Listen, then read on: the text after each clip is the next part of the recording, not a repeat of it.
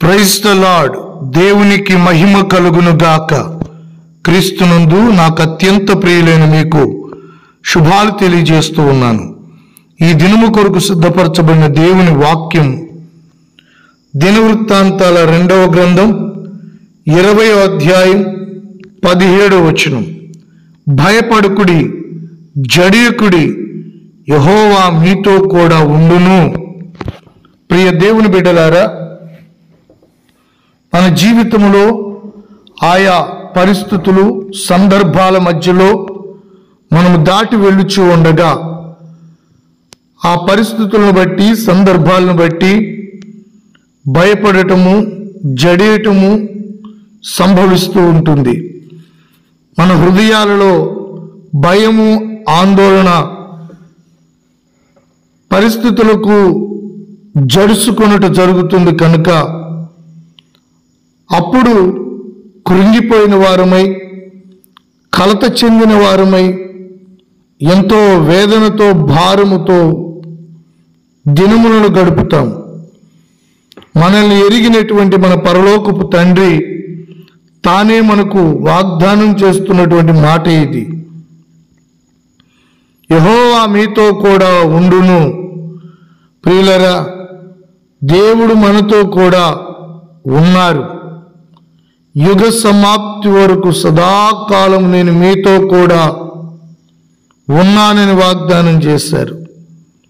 ఉన్నవాడు, అనువాడు, మన పితరులందరికీ తోడైన దేవుడు, మనకి తోడుగా ఉండి నడిపించేవాడు. నిన్న నేడు నిరంతరం ఏకరీతిగా ఉన్న సర్వాధికారి అయిన దేవుడు, సర్వశక్తి కలిగిన దేవుడు మనతో కూడా ఉన్నారు. దేనిని బట్టి మీ జీవితాల్లో భయపడుతున్నారో, దేనిని బట్టి మీరు జడుచుకుంటూ ఉన్నారో, ప్రియ దేవుని బిడ్డలారా, భయపడకండి, జడేయకండి. ప్రభువు మీతో కూడా ఉన్నాడు.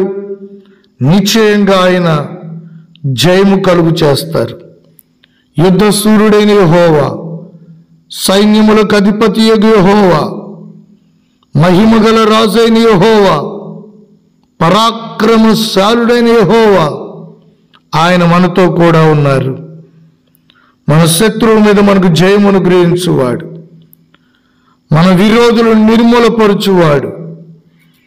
విరోధంగా రూపొందించబడిన ఏ ఆయుధమును వర్ధిల్లకుండా అణిచివేయగలిగిన ఆశ్చర్యకరుడు. ఆయనను బట్టి మనం ధైర్యంగా ఉండాలి. దావీదంటాడు, నరులు నాకేమి చేయగలరు, దేవుడు నాకు తోడై ఉండగా అని. నిజమే, ప్రభు మనకు తోడై ఉంటే ఎవరు మనల్ని ఏం చేయగలరు? ఎవరు ఏం చేయలేరు. దేవుడు మనకి తోడై ఉన్నాడు.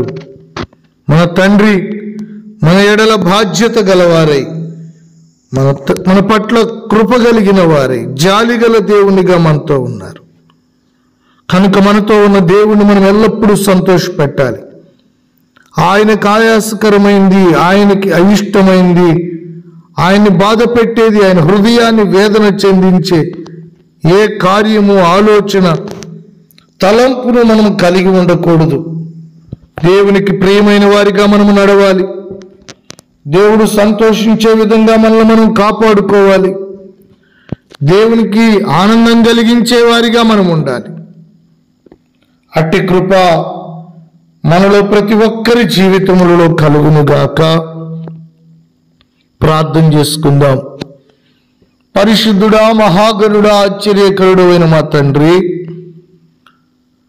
మేము భయపడుతున్నప్పుడు, జడుస్తున్నప్పుడు మాతో కూడా ఉండి మమ్మల్ని ధైర్యపరచడానికి ఎల్లప్పుడూ మాతో ఉన్నందుకై స్తోత్రం.